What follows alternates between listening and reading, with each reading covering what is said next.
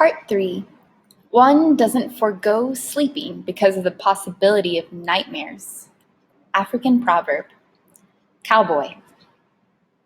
In ESL class, we learn a new game called Interview. Ms. Hernandez says it makes us more confident when we use our English words. Plus, it's a good way to learn about our classmates. First, we have to hold a cardboard tube and pretend that it's something called a microphone to make our voices loud. I saw one once on the TV machine with a lady singing into it. She howled like a sick animal till my ears wanted to run away. I'm the first to go. I have to stand up and say 5 sentences. I say, I have a new job. I help Lou with her farm. She has a cow, 3 goats, many chickens, and a pig. I will go there after school sometimes, and on the days named Saturday and Sunday, Lou says I can name the cow. I take a deep breath. I'm weary from my long speech. Next comes the interview part. This is where each student asks you a question. If they run out of questions, then the teachers can help. Nishan is first. Why does the cow not have a name? I take another deep breath. I like the questions best, with yes or no for an answer. But this time, I'm not so lucky. Lou says her husband called the cow the cow. She didn't think that was such a right name. Very good answer, Keek, says Mr. Franklin. Aisha is next. You should call the cow Mr. Franklin. The class thinks this is a good joke, and there is much laughing. She's a girl, so she needs a girl name, I explain. Now each person has an idea for a name. This isn't exactly how to play interview, but the teachers don't seem to mind. Miss Hernandez writes the names on the board. Some are very silly. Mr. Franklin, Milkshake, Miss Hernandez, Keek Jr., Kitty Kitty, Salama, Rover, Chikui, Angelita, Zalta, Big Mac. When they're done, Mr. Franklin asks me if I have a name in mind. I think for a moment. We have a word in my language, I say. Goal. And what does it mean? Mr. Franklin asks. I feel my face heat. It means family, I say. Miss Hernandez says it's up to me, but I say I would like to have a vote because Miss Hernandez taught us that that's how things are decided in America. We vote. Goal wins. Hamburger gets 2 votes. Nice job, cowboy, Mr. Franklin says when I sit down at last. The rest of the day, everyone calls me cowboy. It's a good day. The cow has a new name, and I have one too. Working. The snow and muck yank at my boots. The wind slaps my cheeks. In my heavy coat, I plod like an old donkey on market day. So why am I so glad in my heart? The work at Lou's is simple. Feed the animals, clean the stalls, shovel the front porch. But when I'm working, my mind doesn't travel where it shouldn't go. I'm only here, with the chickens underfoot and Gold nudging for an ear scratch. Sometimes I talk to her softly. I tell her of my father's great herd and how they would graze each day, walking for miles.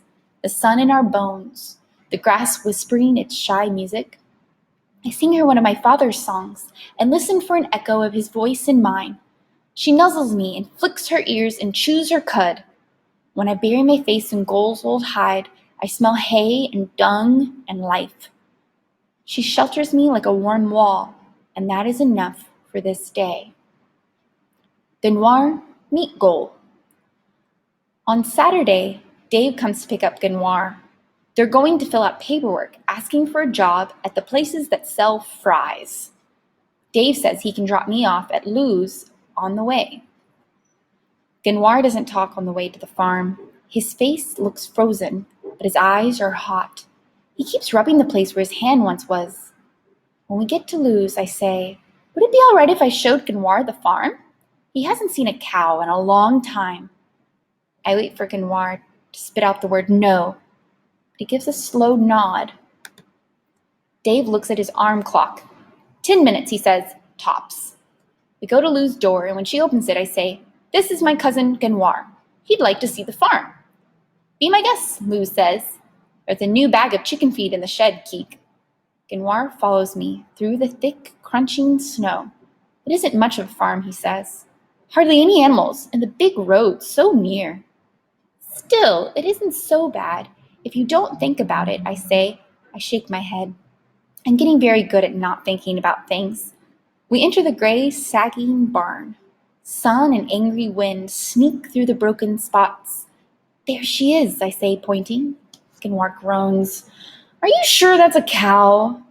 Our fathers wouldn't think so, I admit. I stroke her flank while Genoir watches.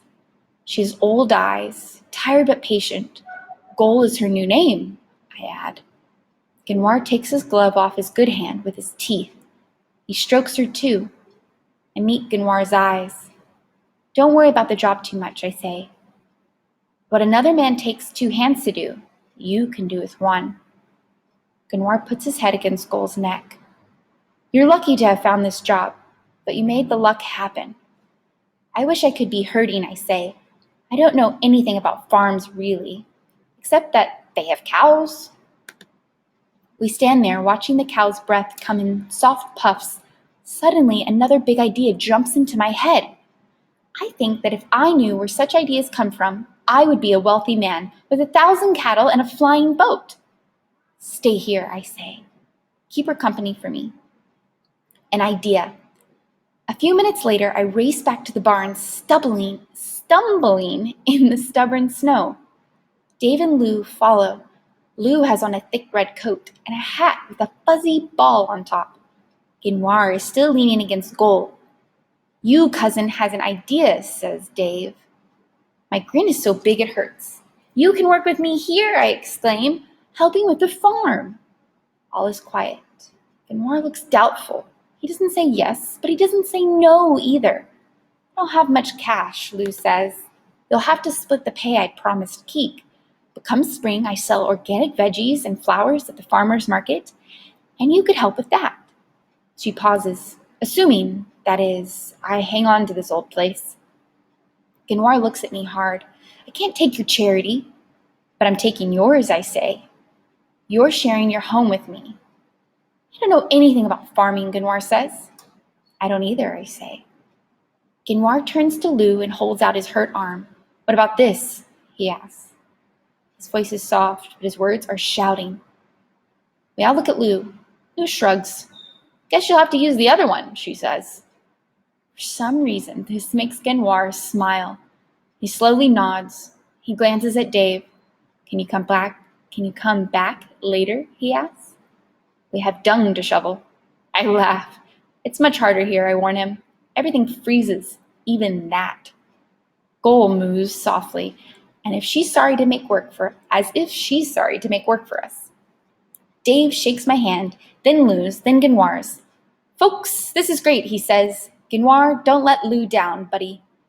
He won't, Lou says. She winks. Dave and Lou leave us.